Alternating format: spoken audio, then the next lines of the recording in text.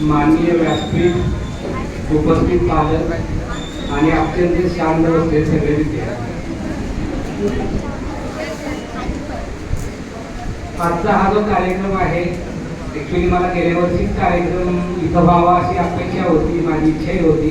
पण मॅडम म्हटले की याच्यापेक्षा पुढच्या वर्षी मोठा निकाल लावेल आणि मी त्यावेळेस पण प्रोग्राम केले.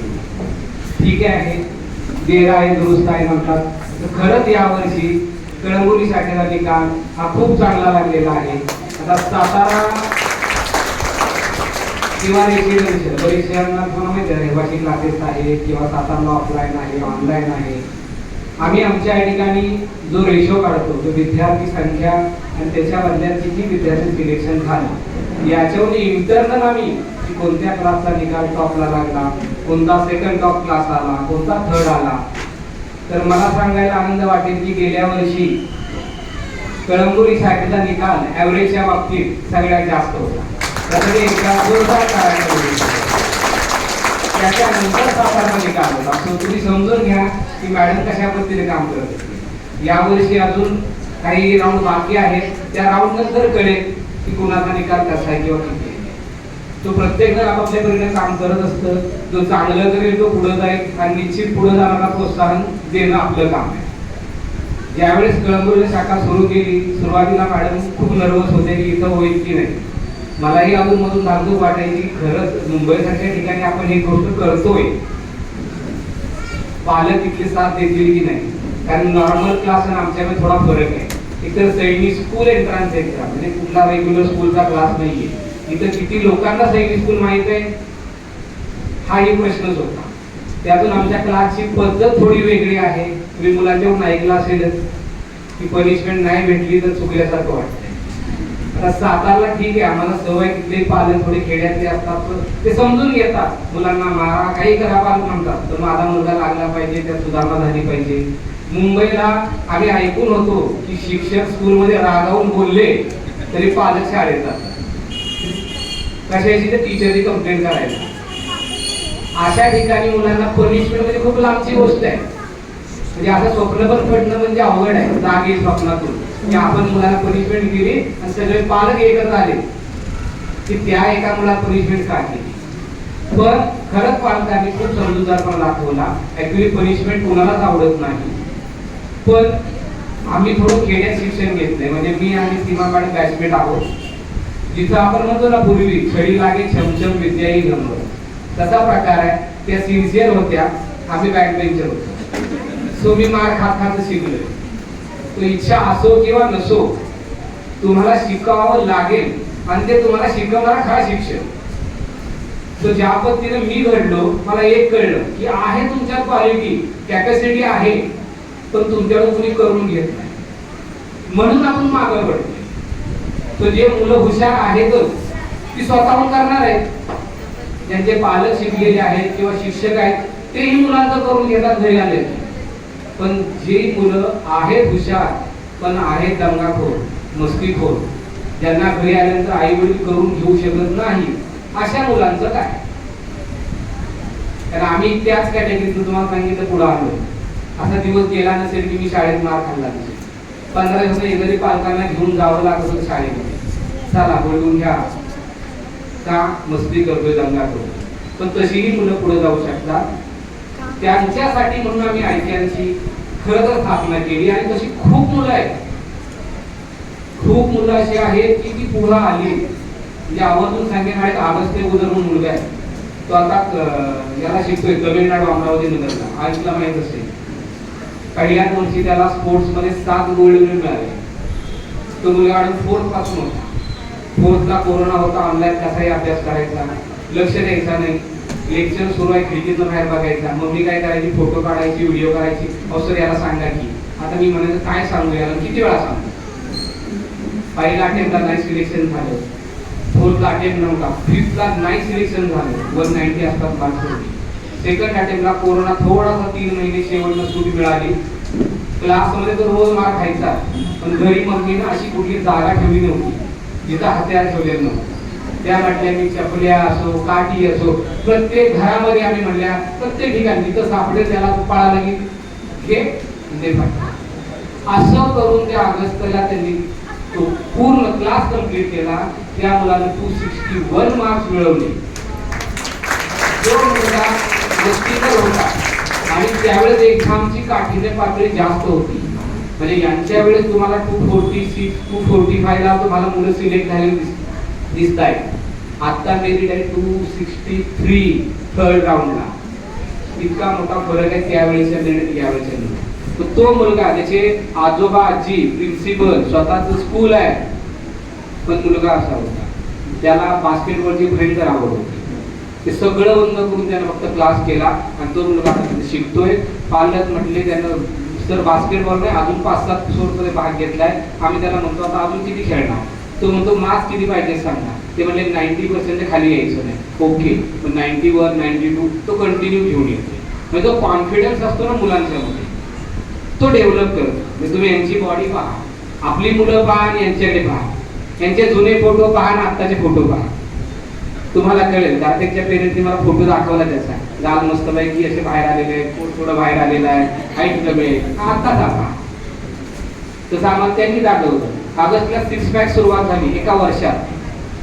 सो तो फरक मुलांच्यात पडतो. असं नाहीये की फक्त सैनिक स्कूलमध्ये गेले की तुमची मुलं अधिकारीच बनणार किंवा एनडीएला जाणार. बराचसा तो गैरसमज आहे की सैनिक स्कूल म्हणजे एनडीए. मग पालक म्हणतात मला नाही पाठवायचं एनडीएला, मला एकुलता एक आहे. मी म्हणतो तुमचा एकुलता एक आहे ना, तुम्हाला सगळ्यात जास्त गरज आहे मला सैनिक स्कूलला पाठवायची, कारण तोच सगळ्यात जास्त लाडाने बिघडणार. आता मुलांना घडवण्यापेक्षा त्यांना बिघडण्यापासून वाचवणं खूप गरजेचं आहे. तिथं जो डिसिप्लिन मिळतो, ती मुलं रोज 4-4 5-5 किलोमीटर सकाळी लवकर उठून पळतात. आपली आता पाऊस सुरू झाला असले झोप जा, थंडी, अरे थंडी खूप आहे बाहेर, तो 8 पर्यंत झोपत, 8:30ला स्कूल आहे, तुला 15 मिनिटांनी तयार करते. तू माघारी म्हणून आंघोळ कर चालेल, तुला असं तयार करते की कळणार नाही तू आज आंघोळ नाही केली. ही काळजी मम्मी घेते. पण ही मुलं त्या ठिकाणी कोणीही नाही, स्वतः उठतात, तयार होतात. काही मुलं असे सैनिक स्कूलची सिलेक्शन प्रोसेस नाही माहित तुम्हाला, एज क्रायटेरियानुसार सिलेक्शन होतं. मग तिथं 4थीतला मुलगा पण एक्झाम देणार आहे, 5वीतला पण तोच पेपर देणार आहे आणि 6वीतला मुलगा पण तोच पेपर देणार आहे. किती मोठा फरक आहे. आता बघायला सांगितलं वेदांत नाही, तो 4थीतला आहे, 260 मार्क्स मिळवले आणि चंद्रपूरला सिलेक्शन झालं. वेदांत कळंबोलीला आला, त्याच्या आधी 1 महिना तो सातारला होता. अक्षरशः आम्ही ते वडिलांना मुलाला घेऊन जा, इतका त्रास त्याने एका महिन्यात हॉटेलला दिला. तो मुलगा आज सैनिक स्कूलला सिलेक्ट झालाय 4th मधून. त्यांची मॅच्युरिटी खरंच खूप कमी असते. अशी दरवर्षी मुलं आहेत जी 4th मधून सुद्धा सिलेक्ट होतात. कार्तिक माने म्हणून आमच्याकडे मुलगा होता, 4th मधून सिलेक्ट झाला. आपण खांद्याला नाही, कमरेच्या थोडा वर यांच्या लागेल इतका छोटा मुलगा तो. उडीसा भुवनेश्वरला त्याचं सिलेक्शन झालं. त्या ठिकाणी पीटी 4 वाजता असते. 4 वाजता ग्राउंडवर हजर राहायचंय, म्हणजे मुलाला उठायला तर ऍटलीस्ट 15 मिनिटं अगोदर तरी वॉशरूमवर तरी यायचंय. तो मुलाला ज्यावेळेस सुट्टीवर आला दिवाळीमध्ये, आम्ही विचारलं बाळा कसं वाटतं. काय नाही म्हटलं सर 15 दिवस गेले, मला थोडं अवघड वाटलं, पण आता मला घरी आले की अवघड वाटतंय. मी 4ला उठतो, बाहेर जातो, तो रस्त्यावर पण कोणी नसतं आणि घरचे उठत नाही. थोडं घरच्यांना सांगा लवकर उठायला. सो मुलांच्या मुळे पालक बदलतात. तो 4थीचा मुलगा सकाळी उठतो, 5 किलोमीटर रनिंग करतो, त्याच्या हाईट मध्ये बॉडीमध्ये खूप फरक पडला. मुलांची फिजिकल स्ट्रेंथ काय आहे ते आपल्याला नाही कळत, ते तिथं कळतं. म्हणजे आम्हालाही माहित नाही की आज ही मुलं कुठं जातील, की ज्यावेळेस ऍक्च्युअली सैनिक स्कूलला जातात ना त्यावेळेस कळतं की मुलं काय लेवलचे. आता सर्वेजवळ एक मुलगी आहे प्रगतीशीलता, 4th मधून ती मुलगी गेली, मराठी मीडियमची होती, खूप चांगली रुळी. परवा कोल्हापूरला कार्यक्रम पाहिजे, पहिले 15 दिवस रडत होती, मला करमत नाही. 4थीची मुलगी डायरेक्ट 6वीच्या मुलांकडे इंग्लिश मिडियमला जाऊन बसते. वडील कोल्हापूरला, मुलगी कर्नाटकला. इतकी चांगली रुळी, इंग्लिश सगळं चांगलं झालं नाही म्हणजे सर आता मला कुठेही पाठवा, काही वाटत नाही. म्हणजे मुलं मुली तुम्ही आता ऐकलं, कोण कुठं शिकतंय, कोण बालाचारी गुजरातला, कोण तमिळनाडूला, कोण कोडागूला, माझ्याकडे हरियाणाला गेलेल्या मुली आहेत, UP बिहारला मुली शिकतायत, राजस्थानला मुलं आहेत, कर्नाटक तमिळनाडूचे पालक इतकं चांगलं आहे. 15-20 पालक झाले. सगळे पालक मुलांना सोडायला आणायला जात नाही, 1 किंवा 2 पालकांची जिम्मेदारी जायचं, ती सगळी मुलं घेऊन यायची. सोडायला पण 1-2 म्हणजे इतकं बॉन्डिंग चांगलं आहे. आणि त्याच्यामध्ये 95% मुलं ऐकायचीच. मुलं जातात येतात ट्रेननं, त्यांचा तो प्रवास करतात, ट्रेननं जातात. म्हणजे आपण जो इंडिपेंडेंट म्हणतो, अजून तुम्ही पहा इथून बाहेर गेले ना तर रस्त्याला गर्दी नाहीये तरी पण आपण रस्ता ओलांडून देत नाही, हात पकड बाबा मारला. आणि इथं विद्यार्थी एकटा येतो. मग सीमानं सांगितलं कुठून तर बदलापूर, तुम्ही इमॅजिन करून बघा, सोपं आहे का हे? खरंच अवघड आहे. पण ऍक्च्युली या पद्धतीने गोष्टी झाल्या पाहिजे हे पालक म्हणून अजून मलाही जमत नाही. तर माझी मुलगी यावर्षी एक्झाम देणार आहे, पण तिला सोडायला आणायला आम्ही सांगतो क्लासच्या खाली यायचं नाही जोपर्यंत पेरेंट्स येत नाही. आपण ती काळजी घेतो.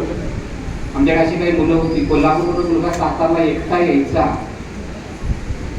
सोपं नाहीये ते. ही 5वीची मुलं आहेत. सो मुलांना आपण जसं घडवू, जसं तयार करू, तशी ती मुलं बनतात. कित्येक मुलं एकटी येतात. बिहारची मुलं, युपीची मुलं सोडायला सुद्धा आई वडील येत नाहीत आणि न्यायला पण येत नाही.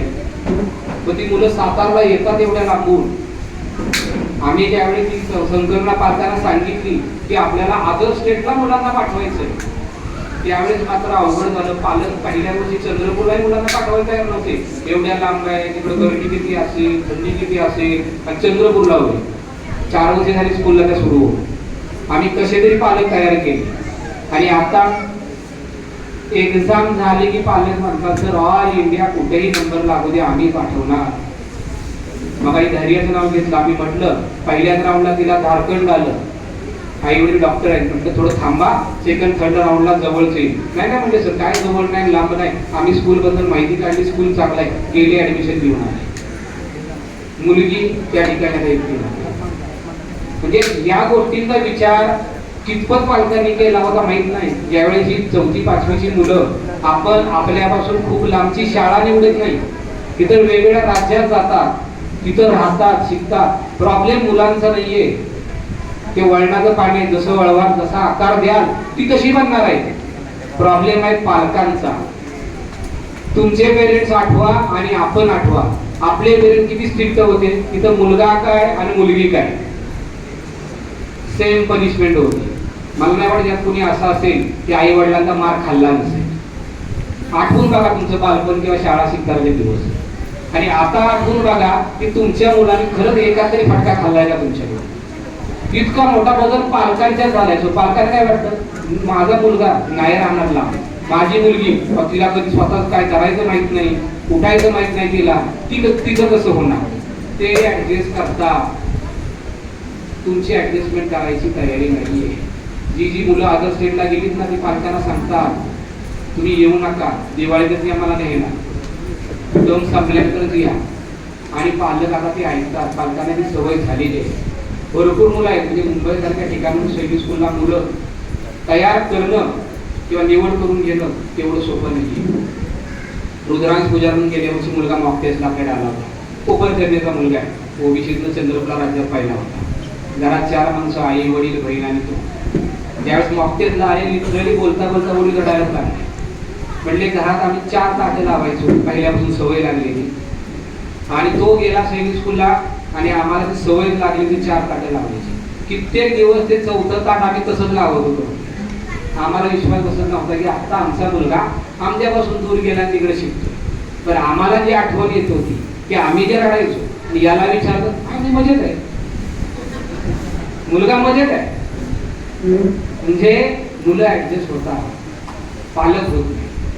तो पालकांनी थोडं जर बदललं ना तर निश्चित मुलं तुम्हाला अगदी चांगला निकाल असो किंवा जी मुलं आता सिलेक्ट नाही झाली, तुम्ही त्या मुलांची स्कूलमधली डेव्हलपमेंट बघा.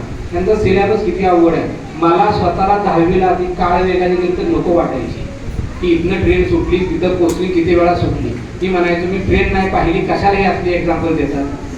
तिकडे लेट पोचो किंवा लवकर पोचो एवढी तर अवघड होती. सरळ व्याज सिंपल इंटरेस्ट आपण म्हणतो, किती अवघड आहे तुम्हालाही माहिती.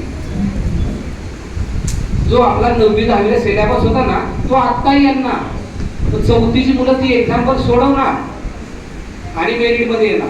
आणि 4थीच्या मुलांना आउट ऑफ मार्क्स आहेत 150 आउट ऑफ 150.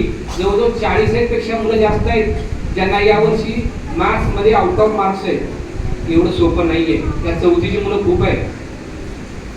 यावर्षी जी मुलं राज्यात टॉपला आलेली आहेत, मुलांच्यातून जो राज्यात पहिला आहे म्हणजे ओव्हरऑल राज्यात पहिला आहे तोही ऐक्यांचा विद्यार्थी आहे. देवांश फाळके म्हणून 290 मार्क आहेत 300 पैकी. महाराष्ट्रातले एवढी मार्क आजपर्यंत तरी कुणाला मिळाली नव्हती. देशात तिसरा आहे. जी मुलगी राज्यात पहिली आहे तीही ऐक्यांचीच आहे. 282 मार्क घेतले ऑनलाईन मधून, राज्यात पहिले आहे. इव्हन चौथीचा एक मुलगा आहे, 282 मार्क आहे ऑनलाईन मधून. चौथीचा मुलगा, तुम्ही इमॅजिन करा त्याची तब्येत तुम्ही पाहिली असेल ना, अत्यंत बारीक आहे. पण सगळ्यात जास्त कष्ट आहे आई वडिलांना. मगाशी मॅडम म्हटले ना, पालकांचे धन्यवाद, पालकांचे धन्यवाद. म्हणजे मुलांपेक्षा किंवा शिक्षकांपेक्षा जास्त वेळा धन्यवाद मानलेत पालकांचे. कारण पालक ते करून घेऊ शकतात. कौस्तुभ चरपे आणि ध्रुव चरपे असे दोघं जण आहेत. कौस्तुभचं 2 वर्षापूर्वी सिलेक्शन झालं झाशीला, ऑनलाईन मधूनच झालंय. वडील गव्हर्नमेंट इंजिनियर आहेत, आई आहे डॉक्टर. तो त्या मुलाला मार्क्स कमी पडले, जरा मॉक टेस्ट वगैरे कमी झाल्या होत्या, त्या MP ला होत्या, ते मॉक टेस्ट त्यांना गेलं होतं. हा मात्र फाउंडेशन पासून आमच्याकडे होता. आम्ही फाउंडेशनचा मुलांना संस्कार का केला हे तुम्हाला कळेल. तो फाउंडेशन पासून आमच्याकडे होता.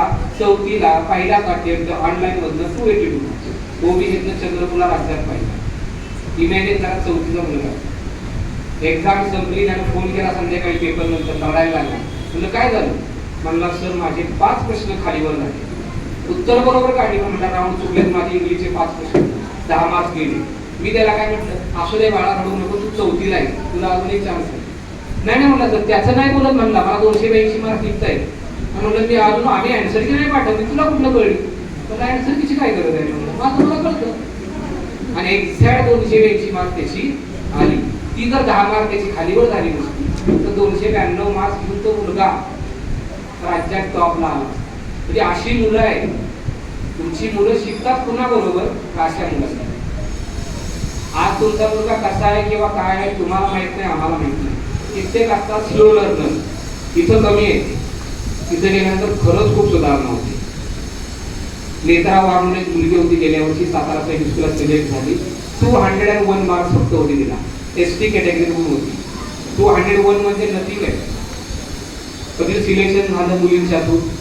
आणि ज्यावेळेस पहिल्या टर्मचा रिझल्ट आला त्यावेळेस 90% प्लस ABCD अशा डिव्हिजन आहे. C डिव्हिजन फक्त 5 विद्यार्थी होते. 5ही पण ऐक्यांचे होते आणि त्यात नेत्राचा सहभाग होता. म्हणजे त्या मुलीमध्ये किती प्रचंड बदल होता. जिथं की 281 मार्क्स घेतलेली काही मुलं होती जी डायरेक्टली सिलेक्ट झाली, ती वेगळ्या क्लासमधून. ती मुलं 90+ नाही केली, पण ही 201 मार्क्स घेतलेली मुलगी तिथे गेली. म्हणजे असंही आहे. आतमध्ये कुठला मुलगा कसा चालेल.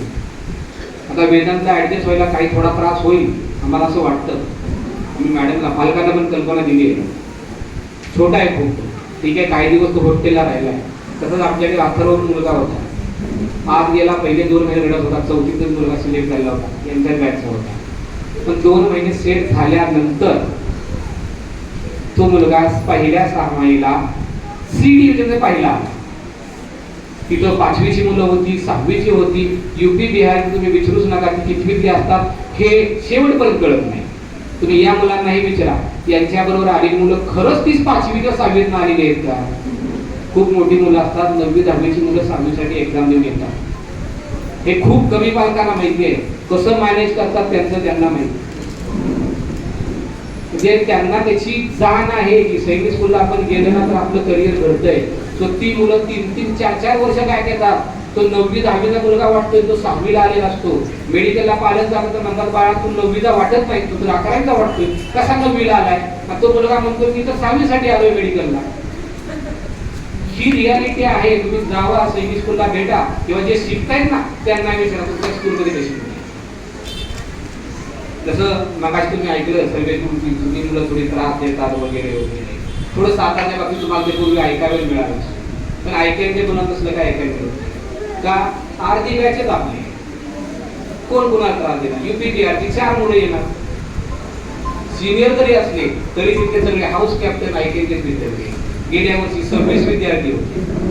अदर स्टेट कॅटेगरी असते ज्याच्यामुळे तुम्हाला 33% दुसऱ्या राज्यात जाता येतं. बाहेरच्या राज्यातली मुलं 33% आपल्या महाराष्ट्रात येतात. सातारला 100 जागा असतील तर 67 आपल्या, 33 बाहेरच्या राज्यात. आता 3 राऊंड झाले, त्या 67 मध्ये 36 विद्यार्थी आपले आहेत. म्हणजे ऐक्याने किती जागा घेतली पाहिजे हे फक्त तुम्हाला सातारा सेंटर सांगितलं. म्हणजे ऑलमोस्ट 50% पेक्षा जास्त विद्यार्थी आपलेच झाले. गेल्या वर्षी 26 होते. अजून कित्येक विद्यार्थी असे ज्यांना सातारा सेंटर स्कूल मिळालं नसतं पण ते बाहेर गेले.